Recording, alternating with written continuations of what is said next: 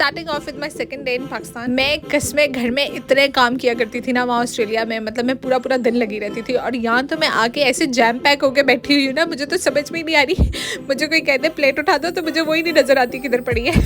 और ये इस बच्चे ने जो रोना डाला हुआ ना घर में, तो मुझे याद आ रहा था मुझे रोते हुए बच्चे इतने बुरे लगते होते थे। और लिटरली अब अपने बच्चे ऐसे कर रहे हैं हमारे। नाश्ते में मैंने मकई की रोटी खाई है, मैं अब्बा को उनका परफ्यूम दिखा रही थी। और अम्मी जो है ना सुबह से खाने बनाने में लगी हुई थी और इतनी खुशबू पूरे घर में फैली हुई थी। मैं सोच रही थी कि यार इतनी खुशबू तो कभी मुझे अपने खाने की भी नहीं आती थी, ये इनकी क्यों आ रही है इतनी। और फाइनली इस बच्चे को भी 2 मिनट सुकून आ गया। मैं सोचती थी मैं घर जाऊंगी ना तो मैं मूसा को संभाल लूंगी, लेकिन तौबा मेरे अल्लाह, ये तो संभालने वाली वो ही नहीं है भाई। मुझे याद है कोई बच्चा रो रहे होते थे ना तो मुझे इतनी चिढ़ चढ़ने लग जाती थी कि यार क्या मसला है इनको ना, अल्लाह माफ करे अब तो अपने होने वाले हैं। लेकिन मैंने तो इसके साथ कोई हरबा नहीं इस्तेमाल कर लिया, लेकिन इस दकाए मैंने तो चुप अपने अम्मा अब्बा के हाथ में ही करना है ना। Things you can only find in देसी हाउस। और ये एलिवेट, मैं तो हैरान यहाँ पे इसके प्राइस सुन के। मेरा वही हाल था कि मैं कोई भी चीज खरीदने लगती थी ना तो मैं AUD to PKR कन्वर्ट करके देखती थी और मैं कहती थी नहीं यार ऑस्ट्रेलिया में तो बहुत महंगाई है। लेकिन मेरे अल्लाह तौबा, ऑस्ट्रेलिया में डॉक्टर सिर्फ एलिवेट लिख के देते होते हैं थ्रू। आने से पहले मैं डॉक्टर के पास गई, मैंने कहा मुझे हेयर नेल एंड सप्लीमेंट्स लिखते हैं, मैं जाते हुए सारी चीजें यहाँ से लेके जाऊँ। उसने कहा कुछ भी नहीं, बस एलिवेट खाओ थ्रू आउट। मैंने तो इतना अंडर एस्टिमेट किया हुआ था उस एक गोली। मैं सोच रही थी कि कोई नहीं पाकिस्तान से मिल जाएगी, वहां से जाके लूंगी। लेकिन जब मैंने यहाँ आके उसके प्राइस चेक किए,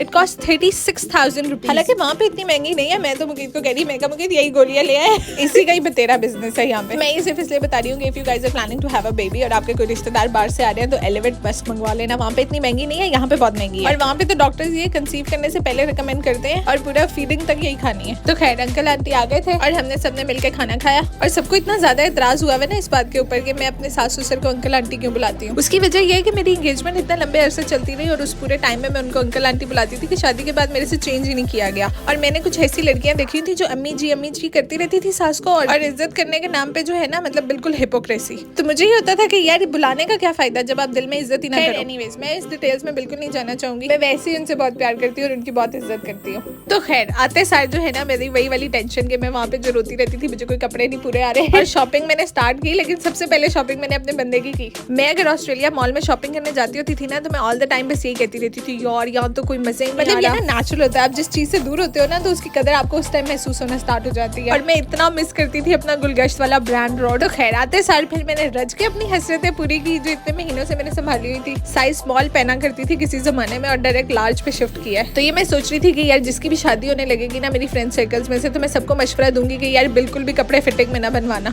क्योंकि आप जो मर्जी प्लान करते ना nothing goes according to your plans. और वो जो कपड़े फिर आप बाद में पहन ना सको तो इससे बेहतर ये होता है कि आप जरा फ्यूचर प्लानिंग करके चलो। मुझे अगर यही बातें कोई शादी से पहले कहता तो मैं कभी भी ना मानती। मैं सोचती कि नहीं भाई इनको क्या पता मैंने कितने फिटनेस गोल्स बनाए हुए हैं। लेकिन अल्लाह पाक ये वाले मौके तो सबको दे, आमीन।